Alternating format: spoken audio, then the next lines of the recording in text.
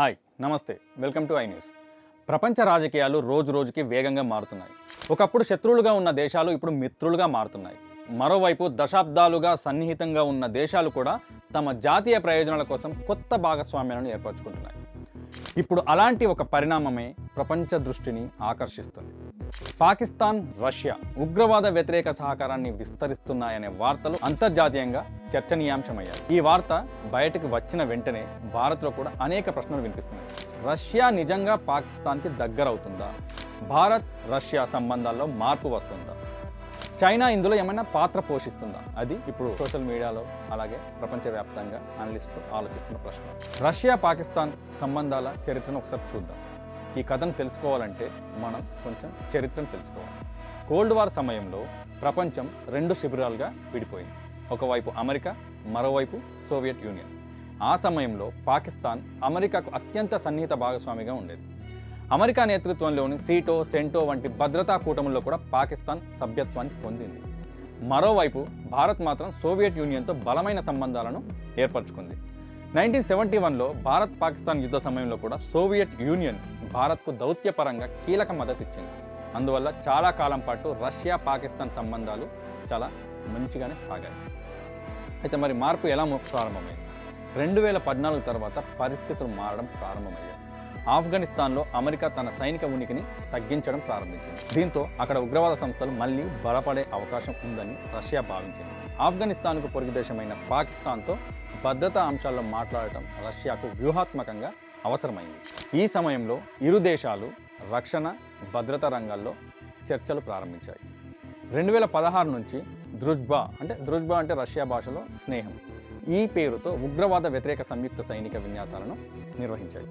ఈ విన్యాసాల్లో ప్రత్యేక దళాలు పాల్గొని పర్వత ప్రాంతాల్లో ఉగ్రవాద వ్యతిరేక ఆపరేషన్లపై శిక్షణ పొందుతున్నాయి. తాజా పరిణామం ఏంటంటే ఇటీవల వెలువడిన కథనాల ప్రకారం రష్యా మరియు పాకిస్తాన్ ఉగ్రవాద నిరోధక సహకారాన్ని మరింత బలోపేతం చేయాలని నిర్ణయించుకున్నట్లు సమాచారం.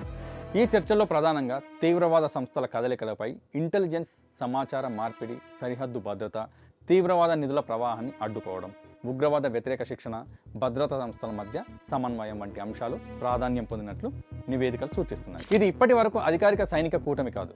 అలాగే భారత్ను లక్ష్యంగా చేసుకున్న ఒప్పందం అని కూడా ఎలాంటి అధికారిక ప్రకటన లేదు.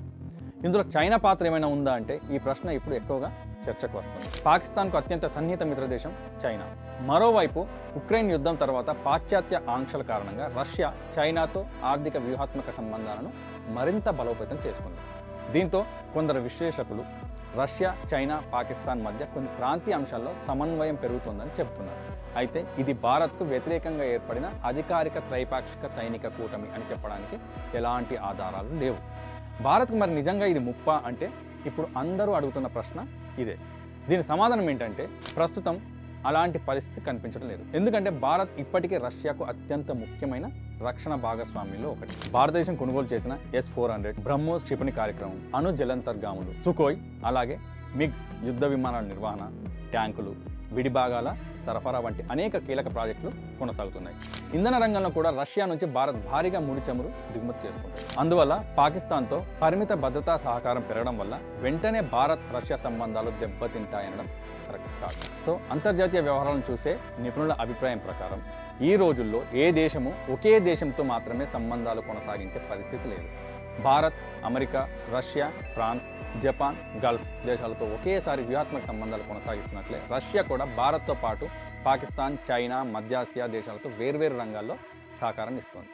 కాబట్టి ప్రతి కొత్త ఒప్పందాన్ని ప్రత్యర్థి కూటమిగా కాకుండా ఆయా దేశాల జాతీయ ప్రయోజనాల కోణంలో చూడాలని నిపుణులు సూచిస్తున్నారు. మొత్తానికి రష్యా, పాకిస్తాన్ ఉగ్రవాద వ్యతిరేక సహకారాన్ని విస్తరిస్తున్నాయనే విషయం అంతర్జాతీయ చర్చకు కారణమైంది. అయితే ఇప్పటి వరకు అందుబాటులో ఉన్న సమాచారం ప్రకారం ఇది ప్రధానంగా ఉగ్రవాద నిరోధక చర్యలు మరియు ప్రాంతీయ భద్రతకు సంబంధించిన సహకారం.